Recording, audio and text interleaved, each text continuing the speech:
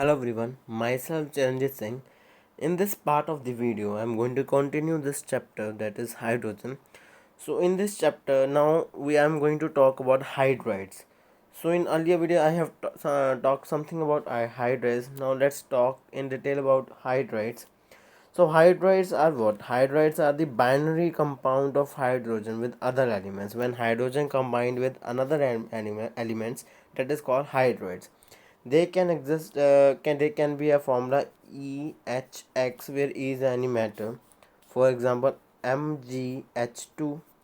Okay, LiH, or one more formula can exist that I have not written here. That is E, M, and Hn. For example, B2H6, which is very important. What is that? This is diborane.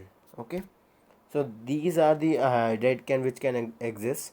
So we are going to classify the hydrides into main three categories, that is ionic or saline hydrides, covalent or molecular hydrides, and metallic and interstitial hydrides. Okay, let's talk in detail about it. So first one is ionic hydrides. The ionic hydrides are those which are formed by the combination of hydrogen with metals, or I can say highly electropositive metals, which can combine with hydrogen, that are called ionic hydrides. For example, we know Na can donate one electron and form Na positive, or Li can donate one electron can form Li positive. So these are what? These are electropositive elements, or which are called metals. So these can basically combine with hydrogen and form hydrides. I can balance it, or this is the example of ionic hydrides. Okay, you can take an example of potassium. When potassium combined with hydrogen, it will form again KH, or I can balance it like this. Okay, so now we will talk about the general characteristics. This is the ionic hydride. We will talk about now general characteristics. First one is ionic hydride are generally white or light gray, and they are non-volatile and non-conducting crystalline solids. Okay, crystalline solids are those solids which are having a regular shape and regular size. Okay, so they are basically non-volatile and non-conducting.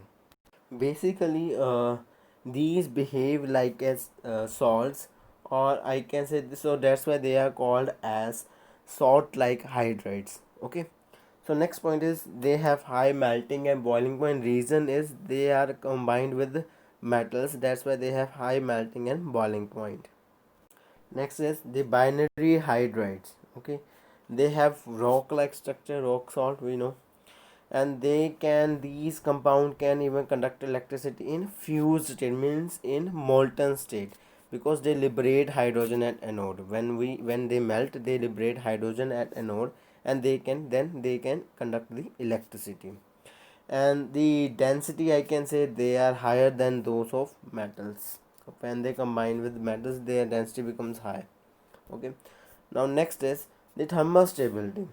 For thermal stability, you have to remember one thing: the larger the enthalpy of formation, then the greater will be the stability. Again, I'm repeating: larger the enthalpy of formation, means when they form, the enthalpy, the energy involved, if it is large, okay, then stability will be more.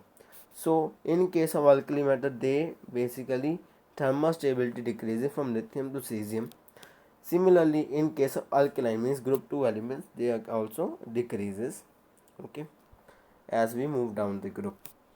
So next one is the ionic hydride are oxidized by air, means when they basically combined with ionic hydride, when they combine with oxygen, they basically combine with it and form water. Okay, next one is they are hydrolyzed by water with the formation of hydroxide, and they liberate hydrogen. That means when we mix these hydrides with water, they will always liberate hydrogen gas. Okay, again I am repeating: when these hydride react with water, it will always give you hydrogen gas, or it will always release hydrogen gas. So basically these their aqueous solution are basic in nature. Okay. Next one is they react with the protonic solvents liberating hydrogen. Okay, like this type of solvent, when they react, they liberate again hydrogen. Okay, and we will talk in detail about this protonic in organic chemistry. Okay, next one is they basically act as a as a powerful reducing agent. The reason is they can easily donate electron. That's why they act as a reducing agent. Okay, so when CO react with NaH, they easily form HCOO Na and C. Okay, they reduced from carbon monoxide to carbon. Okay, now next is the some hydrides used to prepare complex hydride, means more than two elements when they combine, it is called complex hydrides. And the complex hydrates also act as a reducing agent. For example, lithium hydride when react with the diborane, as we have discussed, this is diborane. Lithium hydride when react with diborane, it will form lithium borohydride. Okay, lithium borohydride. So basically the use of metallic, or I can say ionic hydride, is that they are basically a strong reducing agent. Okay, so we are mainly using this ionic hydride as a reducing agent. Okay, so we will now talk about covalent hydrides. So what are the covalent hydrides? These hydrides are formed by the combination of elements of comparatively higher electronegativity as p block elements we are having. Okay, they will combine with highly electronegative elements and they can form covalent hydride. Like they can combine with carbon, nitrogen, oxygen, fluorine, which are having a high electronegative character. They can combine with that one and they can form a covalent hydride. Like like CH4. Okay, this is also a covalent hydride which is called as methane gas. Okay, now we will talk about the general characteristics of this covalent hydride. So first one is they are soft. They have, because they involve non-metal, so they have low melting and boiling point, and they are volatile in nature. And they electric, and they are not or they, we can say they have very low electrical conductivity. And the properties of covalent hydride depends on the electronegativity difference among them. For example, if we combine with HCl, okay, and we have combined with CH4, I can give one more example, like CH4 I can compare with NH3. So who is having a more electronegative difference? That is NSC. So their property will change, their entire property, chemical and physical property will be changed. So it basically depend on the electronegativity difference, means nuclear charge. Okay, now basically molecular hydride, which is formed under the category of covalent hydride, they can be again classified into three categories, that is electron deficient, electron precise and electron rich. As name indicates, we will talk in detail about this. Electron deficient means which is having deficiency of electron, electron precise which is having a equivalent valency, and third one is electron rich, which is having a more number of electron as that they require. Okay, now move to the next slide. That is, first one is electron deficient molecular hydride. So the definition says these have less electrons for writing their conventional Lewis structure. For example, B2H6. When we are going to draw their covalent structure of B2H6, you will find there are some less electron when they are formed. Okay, so these are electron deficient, which is having a less number of electron.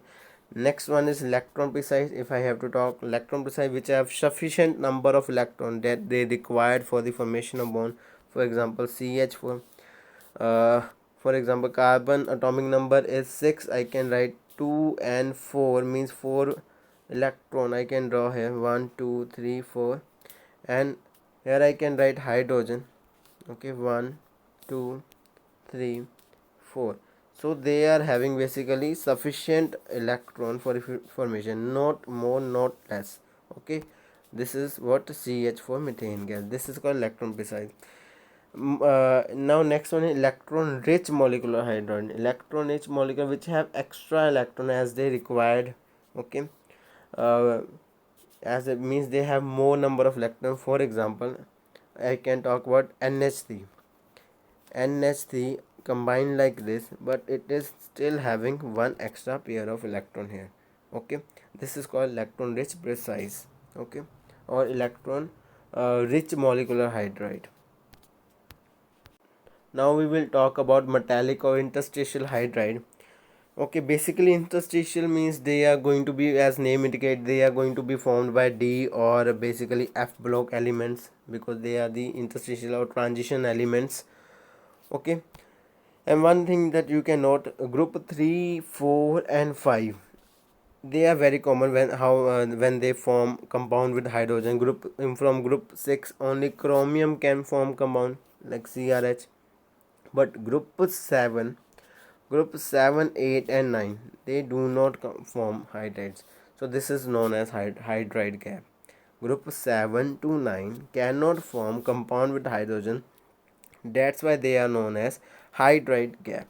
Okay, one of the most important thing you have to notice down here is, because of D and F block in involvement, they form non-stoichiometric in the fraction. They can 1.75, 1.8. This can be the formation in this case of hydrides, because they involve D block and F block elements, so they can form non-stoichiometric ratios, means in the fraction. So now we are going to talk about the general characteristics of these metallic interstitial hydrides. So first one is, they are hard and they have luster, they can conduct electricity, and their density is lower. Okay, their densities are lower. As I have said already, they are non-stoichiometric, which is the main point of this metallic hydride or interstitial hydride. They can form non-stoichiometric compounds, or their composition can vary with temperature or pressure, and their value can be vary from, if for example I can write here, for the non-stoichiometric I can write TiHx. Okay, again I am writing TiHx. Okay, this is a D block element. So where X can be vary from 1.5 to 1.8, means a non-stoichiometric ratio. Okay, next one is, they basically, the main benefit is they give hydrogen easily as when we require. Again I am repeating, they give out the hydrogen easily, so they are basically strong reducing agent as we have studied. But one of the main point is, they can give out the hydrogen easily, so that we are using these hydride to store hydrogen. Okay, for the storage of hydrogen we can use, because hydrogen is a very explosive gas.